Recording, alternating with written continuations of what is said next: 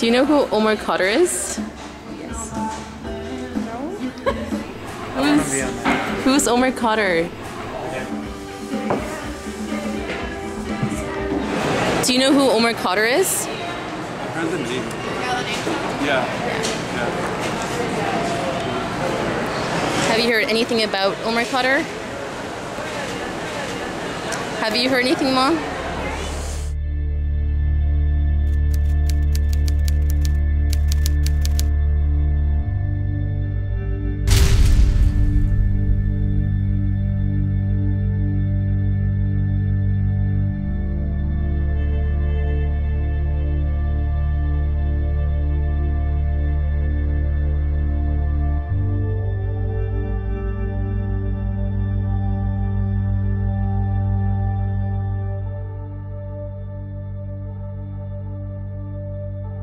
In general, with Omar, is to repatriate him, to bring him home. And if they can find in law reason for him to be in a court of law here in Canada, then try him. If there is nothing, then what we have to do, as he is a citizen of this country, is to ensure that, considering our complicity in his torture and his imprisonment for such a long time, that he be rehabilitated, and that any conditions that are placed upon him are for his rehabilitation. He was in Camp 6, and there are 2 prisons in Guantanamo Bay that we don't talk about. Camp 6, Camp 7. And the Americans described Camp 6 and Camp 7 as places designed for sensory deprivation and enhanced interrogation techniques. Without a trial and without finding Omar Khadr guilty of any offense under Canadian law or international law, they can nonetheless put conditions on him, which is a terrible precedent. So I think it's quite possible that Omar Khadr will come home, but that will not be the end of the matter. That when he was picked up unconscious in the battlefield of Afghanistan, within hours,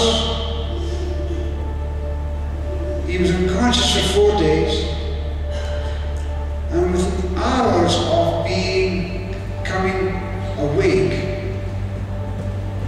he was subject to interrogations. And we now have documents that support that.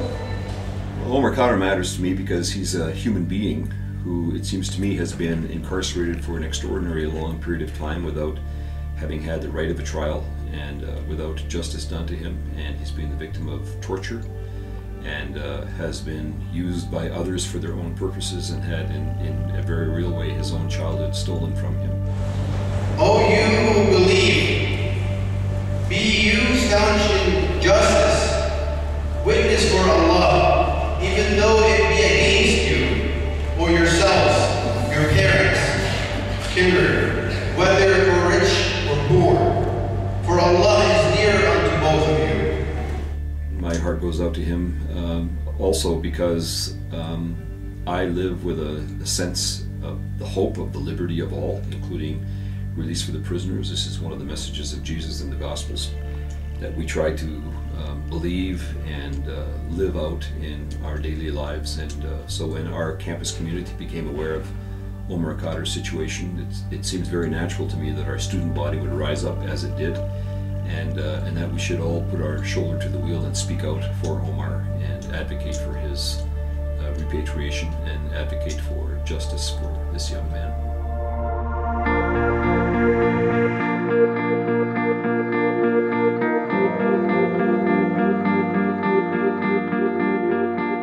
What is the objective for this event on the 15th? I think it's quite simply this, to demonstrate to the US administration, to our Canadian government, that the people of Canada, and particularly the youth of Canada, are deeply engaged with and concerned about this particular case and the judicial issues that are associated with it.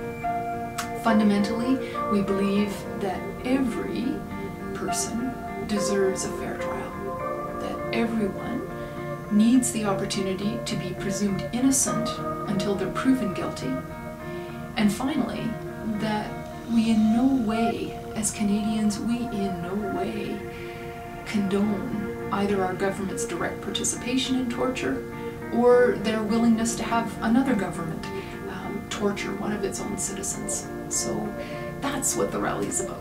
Bringing those issues forward, making the position absolutely clear that while the issue of terrorism is big and scary, we as Canadians feel very strongly that you don't fight injustice and violence by becoming unjust and violent.